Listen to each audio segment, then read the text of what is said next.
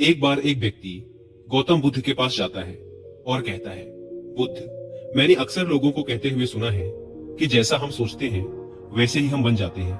तो मैं आपसे जानना चाहता हूँ कि आखिर कैसे हमारा जीवन हमारे विचारों से जुड़ा हुआ है और हमारे विचार किस हद तक हमारे जीवन को प्रभावित करते हैं। बुद्ध ने कहा, ये बात सच है कि इंसान जैसा सोचता है वैसा ही बन जाता है। हम जिस भी विचार को अपने मन में लंबे समय तक रखते हैं और उसके बारे में बार बार सोचते रहते हैं, हम वैसे ही बनते चले जाते हैं। लोग अपने आप को उन विचारों से बनाते हैं जिनके बारे में वो लगातार मन में सोचते रहते हैं। इंसान का चरित्र भी उसके विचार ही बनाते हैं। अगर विचार अच्छे हैं तो चरित्र भी पवित्र होगा, और अगर विचार ही दूषित है तो चरित्र भी बुरा ही बनेगा। अगर तुम ध्यान से देखो तो पाओगे कि तुम्हारे जीवन का हर पहलू तुम्हारे किसी न किसी विचार से जुड़ा हुआ है। तुम आज जो भी हो अपने विचारों की वजह से ही हो। तुम्हारे विचार अच्छे हो या बुरे, ये तुम्हारे जीवन को किसी न किसी रूप में या तो अच्छा बना रहे हैं या बुरा। हम जैसी सोच रखते हैं हमारा चरित्र भी वैसा ही बन जाता है। जिस प्रकार बिना स्वस्थ बीज के कोई पेड़ नहीं उग सकता, उसी प्रकार अच्छे विचारों और अच्छे चरित्र के बिना कोई इंसान सफल नहीं बन सकता। और अगर उसके विचार नकारात्मक हैं तो वो अपने जीवन को गलत दिशा की ओर मोड़ देगा। इसी प्रकार हम अपने जीवन में अपने विचारों और कर्मों के माध्यम से बहुत से बीज बोते हैं, और उस बीज का फल या तो हमें दुख दे सकता है या सुख। अगर हमने सकारात्मक विचारों के बीज बोए थे तो हमें सफलता और खुशी मिलेगी, लेकिन अगर बोए गए बीज नकारात्मक विचारों के थे तो असफलता और दुख ही हाथ लगेगा। तुम जिन लोगों को सफल और महान समझते हो वो लोग यहाँ तक ऐसे ही नहीं पहुंचे। उन्होंने अपने विचारों पर नियंत्रण रखकर अपने चरित्र को ऐसा गठित किया था, और इसी चरित्र के बल पर ही वो महानता की इस ऊंचाई को छू पाए। तो असल में तुम्हारे अंदर जैसे विचार हैं तुम बाहर भी वैसे ही रहोगे। अगर तुम्हारे अंदर दूसरों के लिए गुस्सा है, जलन है, नफरत है, तो तुम्हें बाहर भी वही मिलेगा। तुम्हें ऐसे ही लोग मिलेंगे जो तुम्हारे साथ यही करेंगे। लेकिन अगर तुम्हारे अंदर प्रेम है, शांति है, करुणा है, तो तुम वैसे ही बनते चले जाओगे और तुम्हें बाहर भी यही सब मिलेगा। और ऐसे विचार रखने वाले लोगों को सम्मान और प्रेम दोनों मिलता है। असल में इंसान खुद ही अपने जीवन का निर्माता है। वो इसे बना भी सकता है और बिगाड़ भी सकता है। इंसान अपने कर्मों और विचार के द्वारा ही अपने चरित्र को बनाता है, अपने समाज को बनाता है, अपनी किस्मत को बनाता है। व्यक्ति ने कहा, लेकिन बुद्ध, मैं अपने विचारों के द्वारा खुद को बेहतर कैसे बना सकता हूँ? बुद्ध ने कहा, अगर तुम्हें खुद को बेहतर बनाना है तो सबसे पहले अपने अंदर चलने वाले विचारों पर ध्यान देना शुरू करो। तुम्हें ध्यान से देखना होगा कि दिन भर तुम क्या सोच रहे हो। कहीं तुम मन ही मन दिन भर लोगों की बुराई और उनके प्रति नफरत तो नहीं पाल रहे हो। बस तुम्हें इस चीज पर ध्यान देना है कि तुम अच्छाई की तरफ जा रहे हो या बुराई की तरफ। जब तुम ये अच्छे से समझ जाओगे कि तुम्हारे दिमाग में अच्छे विचार चलते हैं या बुरे विचार, तभी जाकर तुम अपने सोचने के तरीके में कोई बड़ा सकारात्मक बदलाव ला पाओगे। तुम्हारे अंदर कभी ना खत्म होने वाला खजाना भरा पड़ा है। तुम्हें नहीं पता कि तुम क्या क्या कर सकते हो, कैसी कैसी अद्भुत शक्तियां तुम्हें मिल सकती हैं। तुमने बहुत से महान योद्धाओं और महान लोगों के बारे में सुना होगा। अगर तुम्हें उनकी शक्तियों पर यकीन नहीं है तब भी तुम्हें इतना तो मानना ही पड़ेगा कि बिना आग के धुआं नहीं उठता। उनमें कुछ ना कुछ तो बात रही होगी जिसकी वजह से उनके बारे में इतना कुछ लिखा और कहा गया है। तो आखिर वो कौन से लोग थे जिन्हें संसार ने महायोद्धा और महान आदर्शों के रूप में पूजा? अगर हम थोड़ा गहराई से सोचें तो ये वो लोग थे जिन्होंने अपने अंदर के कभी ना खत्म होने वाले खजाने को पहचान लिया था। वो हर रोज अभ्यास करते गए, खुद को बेहतर बनाते गए, लोगों की मदद करते गए, सबका अच्छा करते गए, और वो दुनिया में महान और अमर बन गए। और अगर तुम भी ऐसा करना चाहते हो तो सबसे पहले तुम्हें अपने विचारों पर ध्यान देना होगा। और दोस्तों, विचारों पर ध्यान देने का सबसे अच्छा तरीका होता है मेडिटेशन। बुद्ध ने आगे कहा, एक इंसान के दिमाग की तुलना एक बगीचे से की जा सकती है। जिस प्रकार एक बगीचे को साफ सुथरा और सुंदर बनाए रखने के लिए समय समय पर उसमें उग रहे खरपतवारों को हटाना पड़ता है, रोज पानी देना पड़ता है, पौधे की देखरेख करनी पड़ती है, उसी प्रकार हमें अपने दिमाग को भी सकारात्मक और सुंदर बनाए रखने के लिए इसकी देखरेख करनी पड़ती है। इसमें से नकारात्मक विचारों को लगातार हटाना पड़ता है और सकारात्मक विचारों को जगह देनी पड़ती है। इसके लिए हमें डर, चिंता, नफरत और जलन जैसी भावनाओं से खुद को दूर रखना पड़ता है। और इसके लिए तुम्हें अपने अंदर चल रहे विचारों पर लगातार ध्यान देना होगा। किसी भी इंसान के अंदर उठने वाले विचार और उसका चरित्र काफी हद तक उसके आसपास के माहौल और उसकी परिस्थितियों पर निर्भर करते हैं। लेकिन इसका मतलब ये नहीं कि अगर किसी इंसान की परिस्थिति खराब है तो उसके विचार भी हमेशा खराब ही होंगे। वो अपने विचारों पर ध्यान देकर उन्हें बदल सकता है, और जैसे ही उस व्यक्ति के विचार बदलेंगे उसका चरित्र और उसके काम करने का तरीका अपने आप बदल जाएगा। बस किसी भी व्यक्ति को धीरे धीरे ये सारी चीजें सीखनी पड़ती हैं। विचारों के काम करने के तरीके को समझना पड़ता है। तुम्हें सबसे पहले ये मानना पड़ेगा कि जो काम सामने वाला व्यक्ति कर सकता है वो तुम भी कर सकते हो। बस तुम्हें इसके लिए बार बार अभ्यास करने की जरूरत है, नई चीजें सीखने की जरूरत है। जैसे जैसे तुम्हारी सोच बदलेगी, तुम्हारी परिस्थितियां भी बदलती चली जाएंगी। जो भी विचार तुम बीज के रूप में अपने मन मस्तिष्क में डालते चले जाओगे, वो धीरे धीरे तुम्हारे चरित्र में, तुम्हारे कामों में दिखना शुरू हो जाएगा। और एक बार जब वो विचार तुम्हारे अंदर जड़ें जमा लेगा तो तुम्हें सफल होने से कोई नहीं रोक सकता। लेकिन अगर वो बीज यानी विचार नकारात्मक है तो फिर तुम्हें असफल होने से भी कोई नहीं बचा सकता।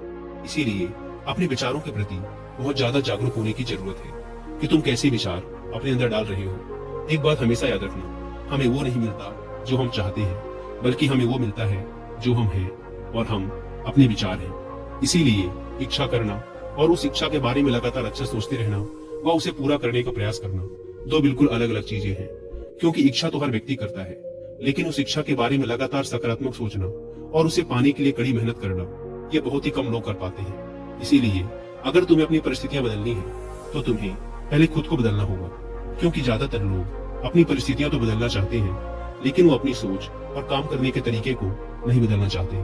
और अगर लोग ऐसे ही रहेंगे तो उनकी परिस्थितियां भी कभी नहीं बदलेंगी। व्यक्ति ने कहा, बुद्ध, हमारे विचारों का हमारे शरीर पर क्या प्रभाव पड़ता है? बुद्ध ने कहा, हमारा शरीर हमारे मन का गुलाम होता है। हम जो भी सोचते हैं उसका सबसे पहला असर हमारे शरीर पर ही पड़ता है। तुमने देखा होगा कि जो लोग बहुत ज्यादा चिंता करते हैं, डरते हैं, वो जल्दी बीमार पड़ जाते हैं। इसके साथ ही जो लोग दूसरों के प्रति जलन रखते हैं और हमेशा नकारात्मक सोचते रहते हैं, वो भी बहुत ही जल्द मानसिक और शारीरिक बीमारी की चपेट में आ जाते हैं। और अगर तुम भी ऐसे विचार रखोगे तो तुम्हारे साथ भी ऐसा ही होगा। इसके विपरीत जो लोग हमेशा खुश रहते हैं, दूसरों का अच्छा सोचते हैं, हमेशा स्वस्थ रहने का विचार रखते हैं, तो उनकी ऊर्जा भी वैसे ही बन जाती है। और इस ऊर्जा का सकारात्मक प्रभाव सबसे पहले उनके शरीर पर ही पड़ता है। क्योंकि जिस व्यक्ति का दिमाग शांत है, उस व्यक्ति के शरीर की आधी बीमारी अपने आप ही खत्म हो जाती है। हम स्वस्थ रहेंगे या बीमार, ये हमारे आसपास के माहौल और परिस्थितियों के अलावा हमारे विचारों पर भी निर्भर करता है। एक कमजोर और बीमार विचार हमारे शरीर को भी कमजोर और बीमार ही बनाता है। तुमने अपने आसपास ही देखा होगा कि जो लोग बीमार होने से सबसे ज्यादा डरते हैं, वही लोग सबसे ज्यादा बीमार पड़ते हैं। इस डर ने लाखों लोगों की जान ले ली है। इसके विपरीत जो अपने शरीर के बारे में अच्छा सोचते हैं, खुद को स्वस्थ और मजबूत महसूस करते हैं, और जिनके विचार शुद्ध होते हैं, उनका शरीर भी वैसा ही बनता चला जाता है। हमारा शरीर केवल एक उपकरण है और हमारा दिमाग इस उपकरण को नियंत्रित करता है। जिस प्रकार एक अच्छा भोजन हमारे शरीर के लिए जरूरी है, उसी प्रकार एक अच्छी सोच भी हमारे शरीर के लिए बहुत जरूरी है। जैसे ही तुम्हारे विचार शुद्ध होंगे, उसका सबसे पहला असर तुम्हारे शरीर पर देखने को मिलेगा। एक शुद्ध और सकारात्मक दिमाग कभी भी तुम्हें खराब भोजन नहीं खाने देगा। इसीलिए सबसे पहले अपने दिमाग को सुरक्षित रखो, फिर ये दिमाग तुम्हारे शरीर को हर बीमारी से सुरक्षित रखेगा। अगर कोई बीमार और कमजोर व्यक्ति अपने शरीर को पूरी तरह से स्वस्थ करना चाहता है, तो उसे सबसे पहले अपने विचार और दिमाग को स्वस्थ करना चाहिए। उसे प्रकृति के संपर्क में रहना चाहिए, सूरज की रोशनी में रहना चाहिए, और एक पल के लिए भी अपने शरीर के बारे में नकारात्मक नहीं सोचना चाहिए। वो जैसा स्वास्थ्य चाहता है, उसे खुद को वैसा ही महसूस करना चाहिए और पूर्ण विश्वास रखना चाहिए कि वह वैसा बन सकता है। व्यक्ति ने कहा, बुद्ध, अब आप मुझे ये बताइए कि हमारे विचार हमारे लक्ष्य को कैसे प्रभावित करते हैं? बुद्ध ने कहा, जब तक तुम्हारा लक्ष्य तुम्हारे विचारों से नहीं जुड़ेगा, तब तक तुम्हें सफलता नहीं मिल सकती।